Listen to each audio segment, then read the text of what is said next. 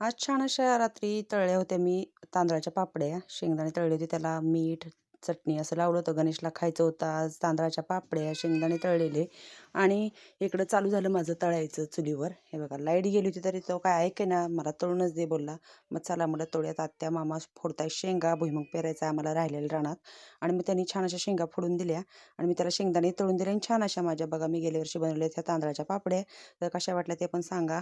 छान अशा पांढऱ्या शुभ्र दिसतायत तळल्यानंतर. मग त्याला दिलं छान असं पापड्या, शेंगदाणे तळून आणि आता स्वयंपाकाची तयारी करायची आहे. बघा शेंगदाणे कसे तळलेत. तर स्वयंपाक आधी म्हटलं भाकरी बनवून घ्याव्या कारण 9 वाजता लाईट येणार आहे. मग मामा म्हटलं थोडीशी ज्वारी भिजवायची. मग आधी घेतल्या छान अशा चुलीवरच्या भाकरी बनवून आणि आज आहे हरभऱ्याच्या भाजीचा बेत, गरगटा भाजी. हे बघा ही आहे वाळलेली भाजी. त्याच्यासाठी मिरच्या भाजून घ्यायच्या आहेत. छान अशा भाकरी झालेल्या आहेत आणि इकडे बघा ह्या दोघांची केवढे शेंगदाणे फोडून झालेले आहेत. शेंगा फोडून झाले आहेत ह्याच्यासाठी पेरायसाठी. आणि इकडे मी भाजी काय केली, मी मिक्सरवरच बारीक करते. त्यात घातलं ज्वारीचं पीठ, इकडे मिरच्या वाटून घेतल्यात भाजून छान अशा ग्लासामध्ये आणि लसूण घेतलेला आहे ठेसून फोडणीसाठी. त्याच्यात लसूण घातला आता फोडणीला.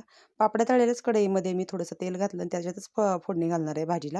हे बघा आणि ते मिरच्या कुटलेल्या त्याच्यात घ्यायच्या घालून आणि मग गरम पाणी ओतायचं त्याच्यामध्ये आणि पाण्याला उकळी आली की मग भाजी घालून घ्यायची.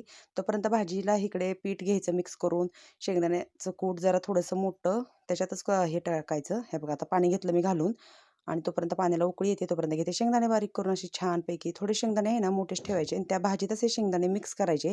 पीठ, शेंगदाणे, भाजी अशी मिक्स करून घ्यायची. बेसन पीठ पण तुम्ही घालू शकता.